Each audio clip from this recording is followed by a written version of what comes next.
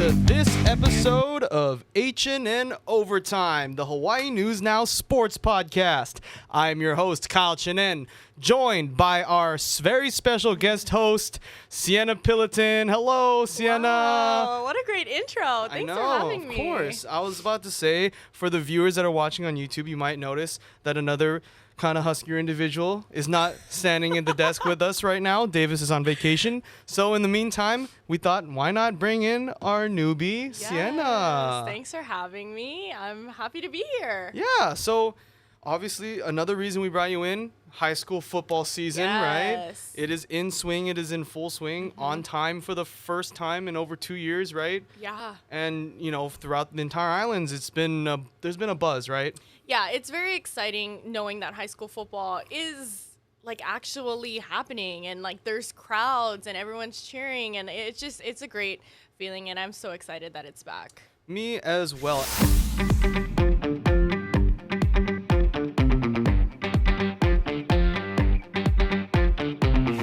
This episode, we're going to kind of break down what we saw in week 1, what to expect in week 2, and who we think are going to, you know, kind of rise to the top as this season goes along. Because honestly, this opening weekend had a lot of surprises, right? Yeah, it was a very interesting opening weekend, to say the least. A lot of the games were blowouts, which we'll get into later. Yeah. But yeah, it was a very interesting weekend, and I think some teams will surprise us in the end. I know, and it's so crazy. We split up throughout the weekend, but we were both at the opener on the calendar opener on Thursday, and that's kind of where we'll start things off. We'll go in order of when it happened. So Thursday night football, right? Opener to the Hawaii high school football season. We have Farrington taking on Wailua. Yeah. You know, the Bulldogs making the trip from the North Shore Yeah. to Kalihi, and you know, despite what you may say about the matchup, kind of how I guess mismatched it was towards, you know, if looking at it. Just the fact that people were back in the stadium and just to be the first game and, you know, first game in the country, actually, because a lot of high schools in the mainland don't start football yet. So just to be back was super fun. And, you know, we both were able to go out and get some good stuff out there. Yeah, I was actually surprised considering how early it is. You know, Right. I think the kickoff was the first couple of days of August. And so it was surprising about how early it happened. I mean, for Hawaii, it's great. There were still a lot of fans out from both teams. Right. Coming all the way from the North Shore. Wailua brought their fans as well. But yeah, considering the mainland, their high school season hasn't started yet. So I was surprised at how early this whole thing kicked off. Yeah, and like we kind of talked about a lot of blowouts this weekend, and the opener is he's not exempt from that. So final score from Kalihi on that Thursday night, 42-7 Farrington downs Wailua, and you know, from the time we were there, it was a pretty much one-sided affair, right? Yeah. From the start, it kind of kicked off that way, especially kind of, I think, in warm-ups, just seeing like the two teams, how different they were in warm-ups. I felt like the Governors came and they were ready to play. Not to say the Bulldogs weren't, but they definitely had a different approach from the get-go. Yeah, and you know, just the number of people on each team, right? You saw there was a lot of bodies on Farrington, and then obviously Wailua, kind of a smaller community out there on the North Shore, and you know, just not enough, you know, not a lot of people on the team. But, you know, they put up a fight. They had a really impressive drive, I will say, in the second quarter to get unfortunately, their only score of the game. But it was a long drive, they marched, and that was something that I think the Bulldogs can take into their season. It was. Just because, you know, this is an open or a Division I team in Farrington, excuse me, and then a D2 team in Wailua. So when Wailua gets into the meat of their D2 season, I think they'll just learn by, you know, getting in these games with the higher competition. Yeah, I definitely think that drive was important for them. I know some people might look at it as like, wow, they only scored one touchdown, but they scored one touchdown. And Farrington, they're big. They look really big, actually, this year. And the drive that they did score, Wailua did, they drove all the way down the field. So it was not an easy touchdown at all. And I think they can definitely carry that into their next game. Right. And this is big for teams like Wailua trying to keep up with the big dogs, you know?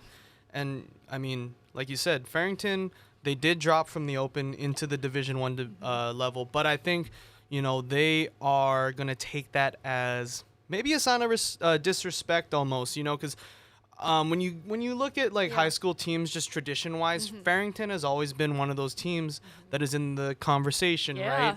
One of those storied teams, along with those Kahukus and those Waianaes here on Oahu. I mean, I know you're from Maui, so. but you know, for us, that's always a team that you know you always kind of circle as Farrington. And in recent years, they've just kind of fallen off a little bit. But I think this is the first step in them kind of reclaiming that notoriety and that reputation, right, for being some big boys up front, which they are. They're big boys.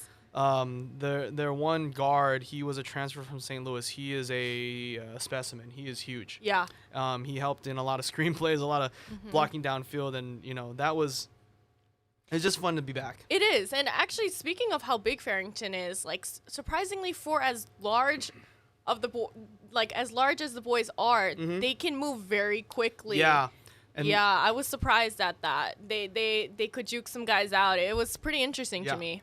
It's always a dangerous combination when you have size and you can move, because it's just like, what am I supposed to do what do you here? do? Actually, though, what do you do? Exactly. Yeah. And so, like we said, final score from Farrington, 42-7, and that was kind of a sign of things to come for the rest of the weekend, right? Yeah, I think after that game, the rest of the weekend kind of just followed suit. All right, now we're heading into the Friday slate of games, and Cienna and I were each at 2 different games on Friday. We'll start things off on the east side in Hawaii Kai as Kaiser hosted Iolani in their respective season openers. That is the game Cienna was at. So, Cienna, just kind of your breakdown of that performance again. Just a recap and just the final score from those two teams. Yeah, so this game was not close from the start. And so Iolani, like from the jump, just took control of the game. In fact, in the first quarter, they put up 21 points to Kaiser's 0. So from the get-go, I didn't expect Kaiser to come back, but they did put up 27 points in the end. Yeah. So what was interesting for Iolani is they ran 2 quarterbacks, and they would just kind of switch off, and it worked. Both worked, which was actually really surprising because most times when you see 2 quarterback situations, you normally one's a lot better. Like one normally is the starter, but they just kept going back and forth, and it wasn't an issue. The receivers had no problem working with both. The linemen could block for both. It was really interesting to me. But they put up 62 points in the end, so it didn't matter. Hey, if it worked, right? It worked, yeah. And, you know, just speaking of quarterbacks, Kaiser, you told me, did something very interesting as well, and turned out that it worked in their favor as well. So speaking of 2 quarterbacks, Kaiser, and they didn't switch off. So Iolani switched off quarterbacks. Kaiser, around the second quarter, replaced their quarterback for a receiver, which is crazy to me. Interesting. But that's actually when their offense started to get going. So I guess mid-second quarter, things were not working. They were already down 21-0. And I guess the coaches pulled their current quarterback and they put in a receiver. And I even asked one of the guys next to me and was like, 11... He's not their quarterback, right? And he's like, no, they switched them out. And I thought that was really interesting. But after that, in the second quarter, they put up 2 touchdowns. And then after that, they put up another 13 points, totaling 27 in the end. But I was just like, that's really interesting that's when the offense started going, when a receiver came in as quarterback. Interesting. I mean, you always... I think for these teams, it's just the first couple games, they're just trying to figure it out. Yeah. And you know, I guess with high school too, we talk about UH and the college situation. Like they always have at least 4 guys, right, that are legit quarterbacks. Yeah. In high school, they might not have that luxury, right? So I think just very interesting, and we'll see if they continue to go with him or they're going to go back to the true quarterback. Right. I'm very intrigued to see what Kaiser does going forward because 11 throws a nice ball. But he's also a really good receiver. I was watching him in warm-ups, and he's kind of like their go-to receiver, even just seeing him line up in the first couple of quarters. So it was really interesting to see them move him to quarterback. He must have talent as a quarterback, but he also has talent as a receiver. So that's something to note. It just must be that he's just their guy, right? I guess just so. their do-it-all, kind of like a if UH fans like a Calvin Turner or whatnot. Yeah. Mr. Do-It-All. But Calvin Turner for sure. Yeah. I think obviously Iolani made very far in the D1 tournament. They look good this year, They do guys. look good. Yeah.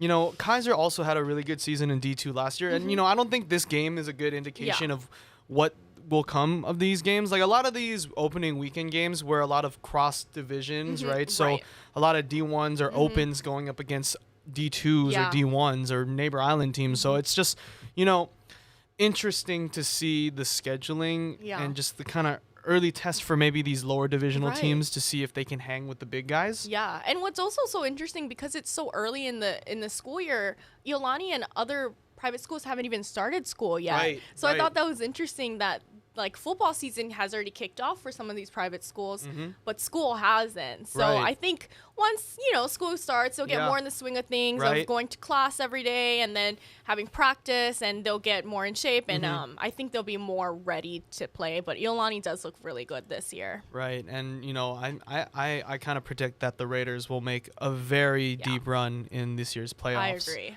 Mililani. This is actually this was the most intriguing matchup, I think, of opening weekend. Yeah, I was so jealous that you got to go to that one. But I know that's your alum, so I get it. You graduated from, and you're from there, so you can go, and I'll go to a castle. But I definitely was so jealous. I wanted to watch this game, but then come to find out, you can tell us more, but it wasn't as hyped as I thought. I mean, the hype was definitely there. The stadium, for all of our local watchers and listeners, John Kawianana Stadium is one of the larger public school stadiums that has the capacity to hold, both visitors and home. You know how like high school stadiums, they usually have either one big stands and then maybe like some little tiny like metal stands for like the visitors. Yeah, some chairs. Some roll-out chairs. Yeah. Mililani has 2 sides of built-in stadium seating. So it has the capacity to hold a lot of people, and the place was packed. Was it? It was full of Mililani people on our side, and then, obviously St. Louis travels well. They do travel well, yeah. They were all on their side, and it just had that buzz of like, I played at Mililani, right? I played football, and I played games against St. Louis. I played games against Kahuku and all these big-time schools, and I've been in scenarios where it just reminded me of that. It like just the buzz of the energy, and it also kind of helped too. Like I was my former running back, Vavai Malapai, Mililani, USC. He was at the game. What's up, I love you, man. Name drop. He was at the game too. He's a big deal. Okay, all right. But he was at the game. We were talking story, and we were just kind of like both saying like that was the first time we were back in a Mililani game, like since we were playing. Were any other stars there? I mean, Mililani has so many. Mackenzie Milton. No, Mackenzie was not there. I'm sorry. Sorry to burst the bubble, but it was only me and Vavai. Wow. But he's big time. So Vavai's big time, so yeah. I love my man Vi, my running back. Yep. But, the hype was there. The buzz was there. First time since 2019 that they were having, like, the concessions and the full fans and all that. So it just felt like a normal game. And when you hear Mililani St. Louis, it's always that it's going to be an offensive game. But you get to the actual kickoff, and this is not the St. Louis team we've seen, in the past with guys like, Tua, and, even going all the way back to like Timmy Chang, right? Timmy Chang and Marcus, right? These are like prolific offenses. You got the pass throwers and all these guys. I mean, every ESPN game that's on TV, they always talk about the boys from Kalai Pohaku. And I know. It was kind of a surprise looking at the final score here. Yeah. I mean, from the jump, so, St. Louis got the ball and 3 and out first drive, which is like not the worst thing in the world. It's just like, first drive, it happens. But from the jump, this Mililani defense. Wow. They had 11 sacks in the first half. 11 sacks in the first half. I didn't know that. And, to not to make excuses for St. Louis, but they have an entirely new offensive line this season. Right. So they're still learning each other, but at the same time, they were just not able to stop this defense. And, quarterback was getting hit. The receivers weren't on the same page because of the pressure, right? The throwing off of pressure, throwing off balance, and they just weren't clicking. And it got to the point where, their starting quarterback got pulled. So they were going with another kid. So they played 2 quarterbacks. Wow. Just in, figuring out which one was going to do something, right? That's really interesting for St. Louis. It's literally unheard of, right? That doesn't make sense for St. Louis ever. They've always had a starting quarterback that's their guy. That's their guy. And then they end up going to play in college. That's really surprising. Right. And so it was just super jarring almost to just see that disconnect of an offense that usually fires on all cylinders at all times. On the other side of the ball, the Mililani offense, a lot of guys are returning, right? So you got both quarterbacks that played last year. Kenny McMillan started last season, but he got hurt. And then Tarape, he was kind of the relief quarterback. He made that run with them in the States.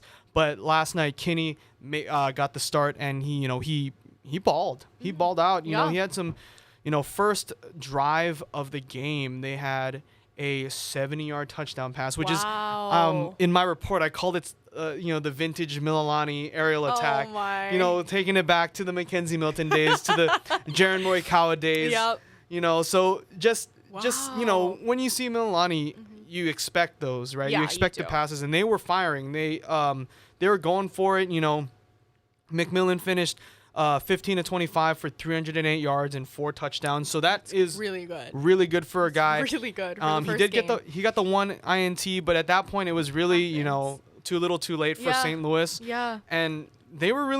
Louis was only able to score once, and I can't believe that. And Mililani put up 28 points, so final score 28-7, but at the same time it was just so lopsided. Like, the St. Louis team was depleted, and it was very interesting to see. And now going forward, how they're going to kind of, they have a lot of reputation on the line almost, right? They are the big dogs of the ILH and of the state, right? So I don't know, they just got to figure something out to go forward and kind of right the ship to make this run in the season. I'm just very intrigued because St. Louis has been a powerhouse for as long as I can remember. And who knows, they might get it together. 7 points is just crazy to me. And I know Milani's defense looks good.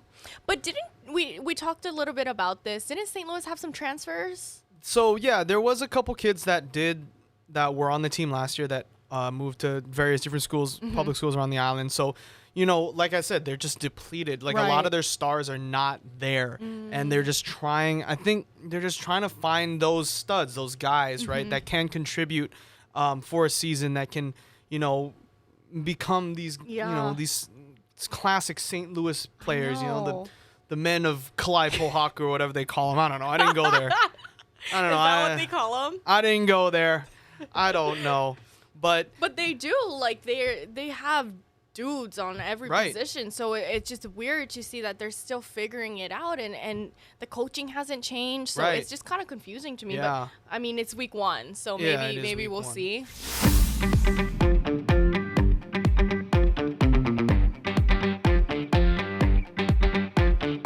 the main attraction of Saturday was, and I think still is Kahuku Kamehameha. Over in Laie, the Red Raiders hosting their first game since 2019. They didn't have a stadium last year. They could have played there, but they were debuting a brand new turf field. Yeah. Kahuku finally got turf. It looks pretty nice. Nice. The Red Sea and all that. Yep. They still give me nightmares, but it's okay. And I'm sure the visitors, the Kamehameha Kapalama, they are also having nightmares too, just by the looks of this score. Final score 49-0. The reigning state champs, just kind of showing that they're not slowing down. They are not slowing down. Oh, they look great. I remember last season when they kind of debuted this offense that included passing. And that scared me, because it's scary. A Kahuku team that also passes the ball is sometimes like it was just so trippy to see. It but is. Once they're good at it. They're good. And consistent at it. The fact that they have a balanced offense now is just mind blowing, and they're just gonna keep going. So other teams need to be scared. They look amazing. Yeah, 21-0 by the end of the first half. Yeah. And then they just kind of were in cruise control the rest of the way. Yeah. And Kamehameha couldn't do anything. They didn't really have an answer for it. They look so good on both sides of the ball. I mean, they're dominant defense, and then you kick it over to the offense, and they just trek away at Kamehameha couldn't do anything. They just completely shut them down. Yeah. I mean, if you look at the stats for Ayat, the Kamehameha quarterback, he went 12 for 22, and he only threw for 72 yards, and he got 2 INTs on the night. So that defense was suffocating him. Yeah, they locked him down for sure. And then, Waika Crawford, the Kahuku quarterback, he finished going 13 for 20 for 195 yards and 3 touchdowns. So, again, pretty balanced. They don't have to rely on the pass. They don't have to rely on the run. It's really whatever's working. And those light EA boys, they're like they got some size up front too. Do. So it doesn't surprise me that they were able to kind of have their way throughout the night. I mean, I would think Kamehameha had size as well, right? I mean, you know what?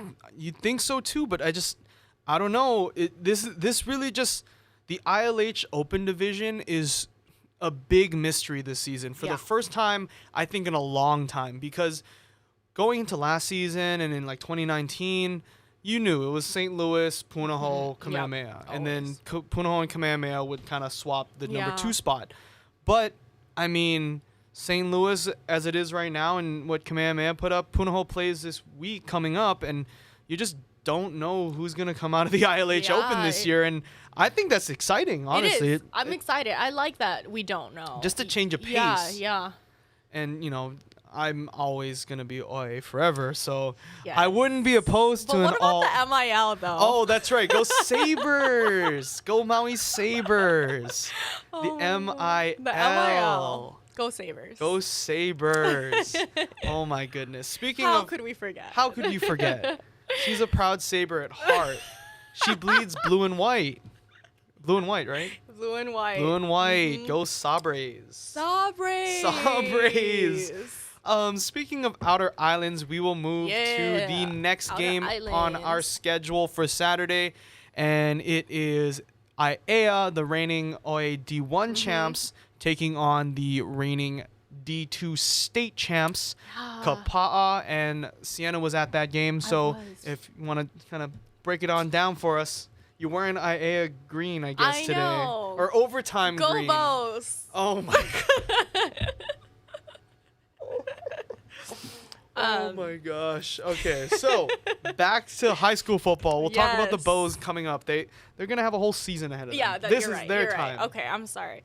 So I expected a better game, and I feel like I keep saying that for every game we're talking about, because this weekend we hyped it up so much, and just looking at the list of matchups, we were expecting some great games. Right. And I was very surprised. I thought if there was going to be a blowout, it would be Kapa'a blowing out IAEA, not the other way around. Right. It was really surprising to me. And IAEA, they looked really good. Let me just say, their DBs, they were shutting down Kapa'a's wide receivers. It was shocking to me, actually. And so it was just kind of weird that right out the gate, IAEA locked them down. Just 3 and out. And I was like, okay, maybe it's just, opening drive. Right. And it just kept happening. And so to the point that even their fans were like, what is going on? This is not the team we know. And I was shocked. IAEA putting up 41 against a team like Kapa'a was pretty wild to me. But, I mean, I guess that's what high school football is, right? I know. You just never know. I mean, I'm just looking at the stats right here. Kapa'a ran 2 quarterbacks.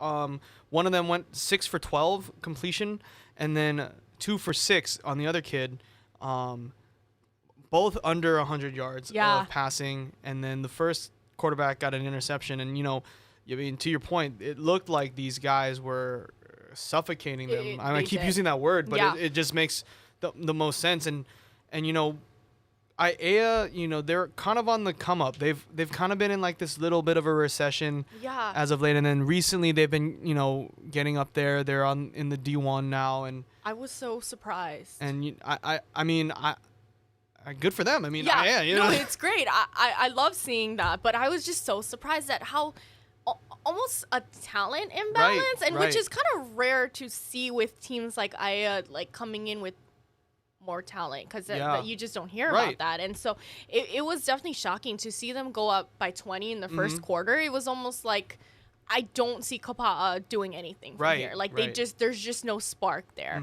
And their defense, IA's defense looked really good. Their DBs, yeah. I think just also too with this opening weekend, I think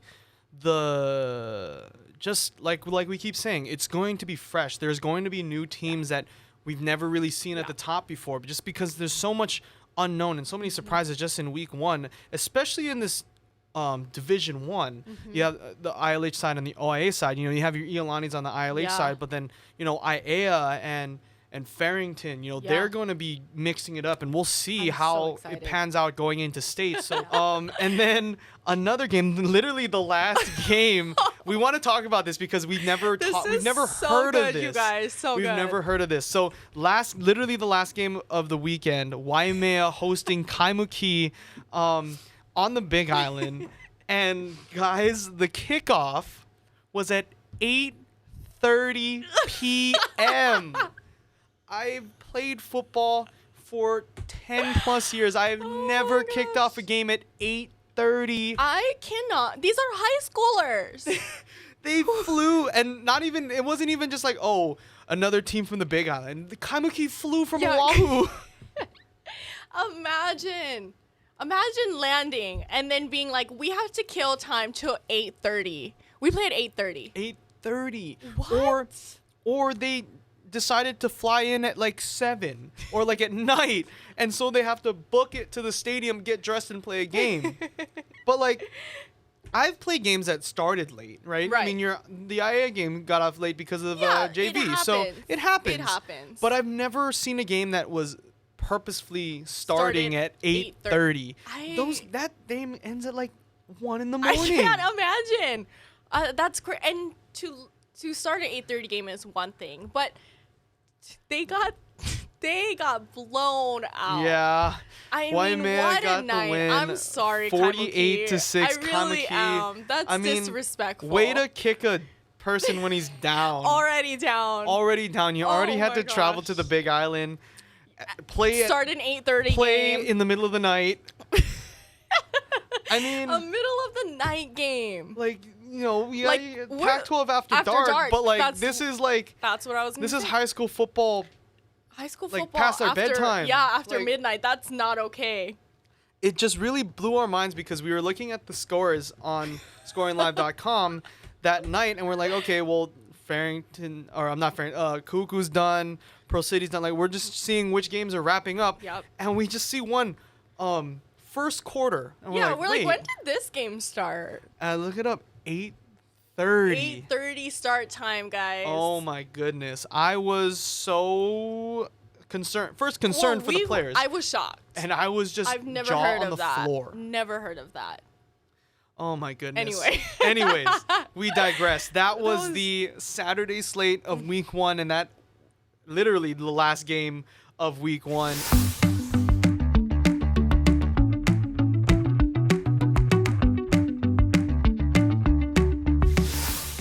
Taking over to week 2, it's going to be an exciting week, I think. Right. We have some matchups that are spanning across the Pacific Ocean. Right. So we have, I think, one of the biggest games this weekend, if not the biggest, is your alum, Mililani and Mission Viejo. That's right. Which will be in Mililani. I think that'll be a great game. That is going to be interesting. Yeah. I actually had some college friends that played at Mission Viejo, so I've been talking a lot of smack to them all this week. So Mililani boys, please don't make me regret that. Yeah, don't. Because, I mean, Mission Viejo, they produce ballers. Right, like, they can produce some football players. So, and so does Milani. So, it'll be a great matchup. Oh, thanks, Cienna. I'm not talking about you, but all right. Okay, I mean, obviously, I guess that's why I'm a reporter. Anywho, but no, Mission Viejo is one of those teams in California that comes up with like the modern days or like the Cal Polys, right? So, like, it's just one of those teams that it's going to be another early test for this Mililani team. I think it'll really show whether or not if it was really Mililani or more St. Louis in week 1 that showed up, right? Yeah, so, and it's a good skill to judge because Mission Viejo can compete on the main line with those big schools and they're kind of a powerhouse in California, which is huge. So to see them going against Mililani will be big time. They'll get experience, and just going against guys who can compete on the mainland is always great competition. Right, and I mean, speaking from experience, so Mililani has played some mainland teams. They played John Bosco and a couple Cali teams, but when I was there my senior year, we went to Vegas.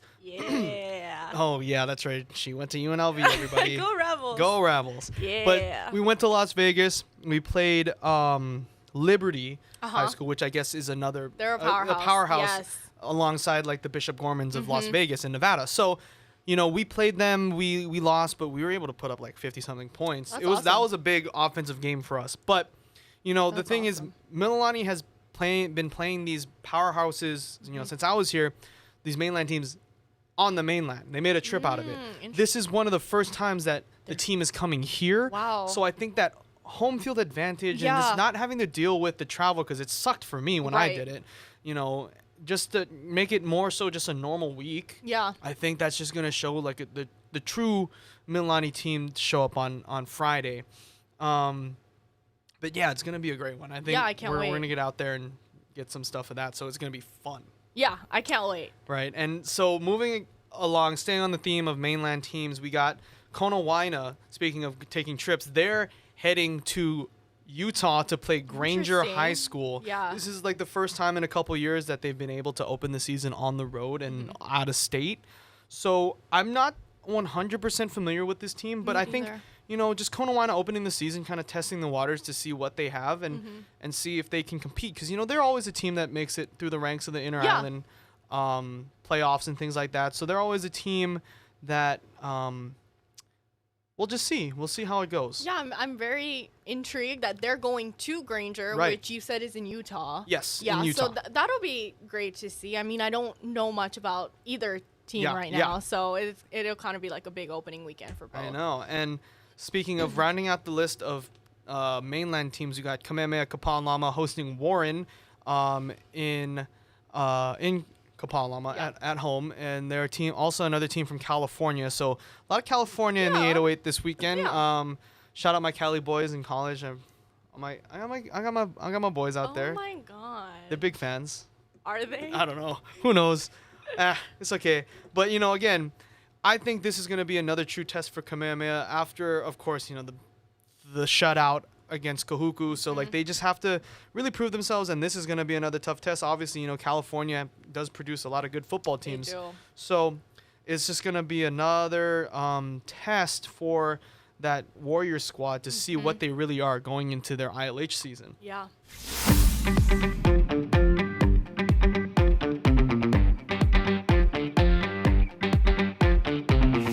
Well, thank you so much, Cienna, for filling in for Davis. He is surely missed. I'm sure he's feeling a little FOMO right now. Aww. But, you know, thank you again for coming in and talking a little me. high school football. And we will surely see you in this studio again very soon. Yes, thanks for having me. Of course. She will be a regular. I guarantee it, guys. That has been another installment of HNN Overtime. To listen to the other episodes or any of our other Hawaii News Now podcasts, you can head to Spotify, Apple Podcasts, or wherever else you get our podcasts. And to watch, you can head over to the Hawaii News Now YouTube channel. Thanks for watching. Aloha.